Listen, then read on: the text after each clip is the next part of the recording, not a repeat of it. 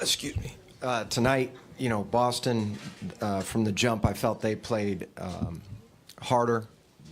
Again, first quarter differential, similar to the other night. 7 turnovers to start that quarter, which is similar to the other night. But they, loose balls, little things, even offensive rebounds early in the game as well. The little things were problems, and a lot of that added up throughout the entire game. So regroup, and we'll head back home for Game 3. Coach, just a lot of the same problems as Game 1, as you mentioned, and a lot of them have to do with the urgency and intensity level. And obviously, it's something that you guys have talked about for the past couple of days. How hard is it to feel like maybe the message is falling on deaf ears? No, I don't think it's falling on deaf ears. I think what's important is that every guy, what we've talked about is you got to be ready to play. We tried multiple different options today in terms of big lineups, small lineups, different guys that hadn't gotten opportunities. Some guys showed some things, others did not. But it's in a series, you have to, and in the postseason, you have to be ready to play right when you step on the floor. This isn't a get comfortable, find my rhythm. No, your rhythm has to start before you enter the game. Joe, Nick Friedel, ESPN. Why do you think Jabari continues to struggle so much in this series? Well, there's a lot of things that we'll have to go back and look at on the film. But he's another one of those guys. He's one of those guys that we need to pick up what he needs to do on the floor. He's got to be assertive. But when we say that, a lot of times people will think, oh, that's offensive. He's got to look for a shot. And no, we need everybody to be out there to guard, to defend, keep the ball in front of him, in front of them. We have to be able to fight through screens. Can't get confused on screens. Like one guy cut back door, one guy miss him, freeze, then the guy comes up for a wide open 3. So, Jabari is one of those guys, but all our guys have to be ready to go out and defend and play at a higher level than we did tonight. Coach Bob Schron, the Citizen over here. How you doing? Was it their defensive intensity? I know you talked a lot about 50-50 balls, but was it that, and were they doing anything different against Chris tonight? Actually, I would say, we shot a good percentage. Again, the 7 turnovers to start the game set a bad tone. Go down 11 to start the game, end up with only 15. But they end up with 13 more shots than us. And a lot of it is, again, there's plays in the first quarter where and throughout the game, where they're diving on the floor.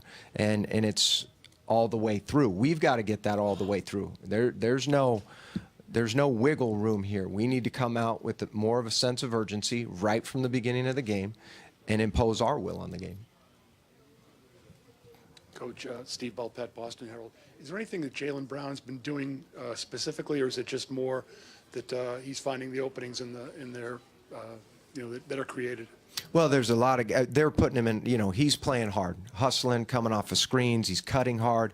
In particular, one of the plays that, like I just mentioned, he's the guy cutting back door that sets up a shot for another guy. But they've got a lot of guys playing well right now. And, we've got a few, and we're going to have to respond and play a heck of a lot better. But, you go up and down their list. They got multiple guys in double figures. Again, shot the 3 ball well, 40+%. And we're going to have to defend that better. He was one of the guys, obviously, that shot quite a few and made quite a few. So give them credit, but we have to play better. Joe, Mike Petralia, CLNS Media.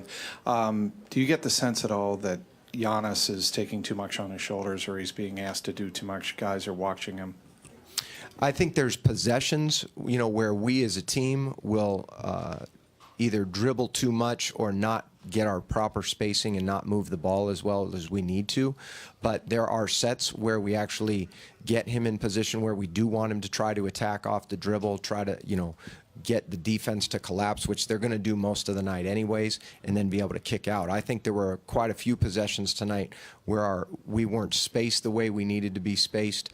And when I say that, utilizing the corners, getting there, and then making sure we stayed there instead of either creeping in towards the basket or moving up out of the corner.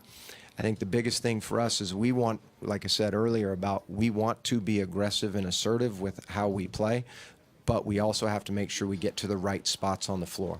Overall, I thought he played a good game, but as a team, we and he need to be a lot better. Coach, Taylor Snow, Celtics.com. Boston just turned the ball over a handful of times all game.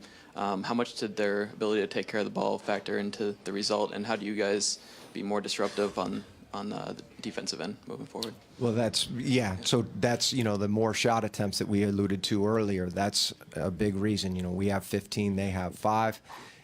We've got to do a better job. That's one of the things we do well. We disrupt teams' offenses with our length, whether it's steals, deflections. The other night we had a lot of those balls where we had tipped and didn't come up with them, but that's part of what we do. And we've, like I said, we have to be sharper. We have to take on individual challenges and guard our guys, but we also have to defend as a team as well. Kane Pittman, pick and roll. Joe, Chris obviously came off a great game in game 1, and he finished off well in the second half here, but he didn't get his first shot up until 6:17 to go in the first half. Mm-hmm. Is that something that you were actively aware of at the time and trying to get him a look, and what was the cause of that? Yeah, for our team, at the end of the day, I think Chris and Giannis played very well, shot the ball well. We shot 60% from the field. I think the biggest thing that we know Chris is going to find his shots throughout the game because he's a versatile player. There are sets that we will call for him, and we'll get him, he'll get his shots and get his looks. And we do want to make sure that early in the game he is getting quality looks. That having been said, I don't think our offense was necessarily a huge problem. At times, we've got to move, as we alluded to, we have to move the ball better. We have to make sure that we're trusting our teammates and not playing in a crowd. We've talked about that. It's the other end of the floor where, like I said at the beginning, offensive rebounds, which weren't as big of a problem in terms of numbers, but 20 second chance points. Like I said, I think our defense has to get a lot better. Not saying that our offense doesn't, but our defense has to get a lot better.